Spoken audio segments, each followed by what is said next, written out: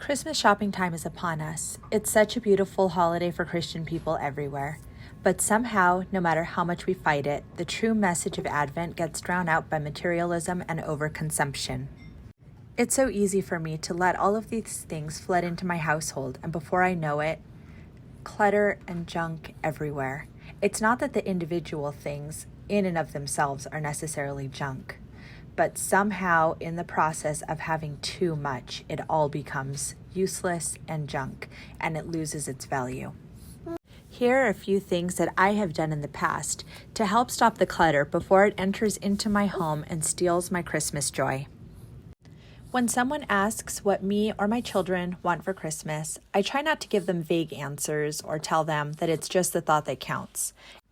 If the person asking is definitely going to bring me a gift, I try to be as specific as possible.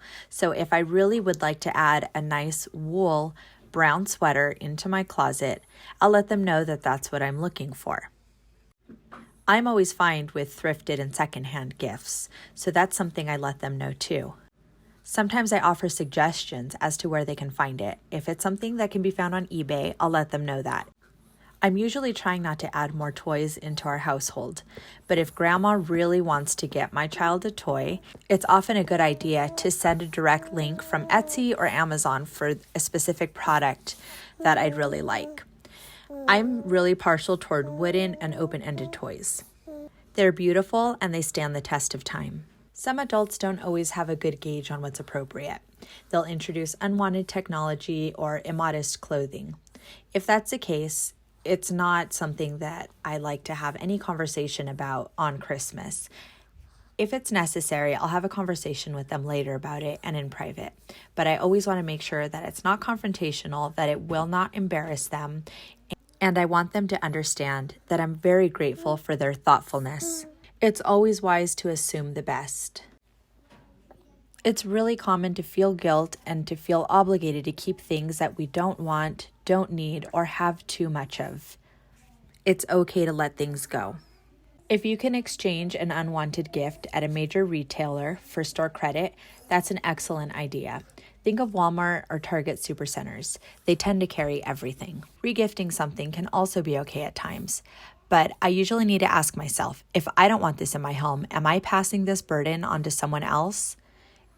If the answer might be yes, it's not good to regift it. If it can't be exchanged or passed on to someone who will love it, I just need to donate it and do it quickly.